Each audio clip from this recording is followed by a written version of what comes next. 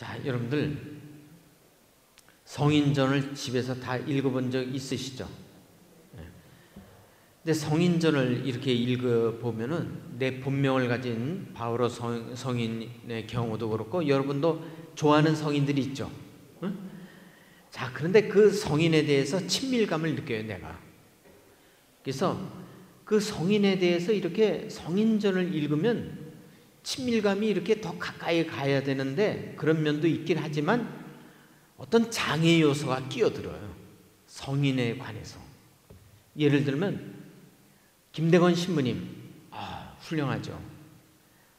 사제로서도 같은 남자고 같은 사제고 같은 한국 사람이고 이런 공통점을 가졌어. 그래서 김대건 신부님과 나와는 밀접한 친밀감을 가져야 되는데 그분에 대해서 알면 알수록 이질감 같은 걸 느껴요. 김대건 신부는 비범하고 나는 평범하고, 그분은 거룩하고 훌륭한 순교자지만 나는 배가 고프면 참질 못해. 그래 안 그래요? 그래서 성인전을 읽으면 신경질이 나. 본당 신부 중에 유일한 성인은 비안네 성인이에요. 아르스. 이 성인은 감자만 먹고 살았대. 감자만 쌀만 먹고. 고에서도 한 16시간, 15시간을 있었대, 고에서에. 그 성인전을 학생 때 읽으면서 나도 이렇게 해야겠다가 아니라 끔찍하구나. 그리고 밤마다 마귀들이 가구를 옮기고 침대를 돌리고 그랬대요. 나는 밤 1시에 세콤 직원이 와서 내 방문을 두들기면 심장이 벌렁벌렁거리고 밑에 가서 확인하고 오면 잠이 안 와서 3시, 4시에 다시 잠이 들고, 고통의 연속인데 어떻게 밤마다 마귀가 와서 괴롭혀도 그렇게 건강을 유지할 수 있어? 그러니까 이런 이질감 같은 게 저는 느끼는데 여러분은 하나도 안 느끼죠? 근데 이상하게 성인과 나와의 어떤 장애 요소가 이렇게 끼어요. 근데 성모님에 대해서는 이질감이나 거리감 이런 것이 느껴지질 않아요. 여러분 그런 거 못 느끼세요? 성모님은 그냥 어머니이시고 편안하시고 나에게는 어떤 시기의 대상도 아니고 부러움의 대상도 아니에요. 그냥 어머니일 뿐이고 그저 고맙고 기쁘고 나의 어려운 문제를 성모님은 해결해 줄 것 같아. 그래서 성모님께 기도드리는 것이 편하네요. 여러분 느껴요, 못 느껴요? 다른 성인과는 차이가 있죠. 이게 역시 성모님과 우리와의 관계가 이렇게 밀접한 거예요. 여러분들 성모님이 우리를 돌봐주신다는 것은 개개인의 어떤 신앙 간증으로 이렇게 듣고 싶지만은 이거는 사적인 것이고 공적인 성모님의 도우심을 제가 한번 이야기해 볼게요. 우리나라가 8월 15일 날 광복절을 맞았는데 1945년도 근데 8월 15일은 우리가 잘 알고 있는 성모 승천 대축일이에요. 근데 우리 한국교회의 주보성인이 성모님이에요, 성모님. 그리고 8월 15일 성모 승천 그 성모님이 우리 주보성인이에요, 우리 교회에. 이게 200년 전에 벌써 조선교구가 설립되면서 벌써 그렇게 된 거예요. 그런데 여러분 1948년도에 유엔에서 대한민국을 공식적으로 승인을 얻어야 되는 과정이 있었어요. 45년도 광복은 됐지만 48년도까지 나라가 없었어요. 나라가. 무슨 얘기인지 알겠죠? 미군이 통치하고 이북은 소련이 통치하는 신탁 통치 체제하에 있었기 때문에 우린 주권이 없어요. 우린 나라가 없어요. 그래서 남한에서 대한민국에서 파리에서 유엔 총회가 있었어요, 그때. 그래서 이승만 박사가 대통령도 아니죠.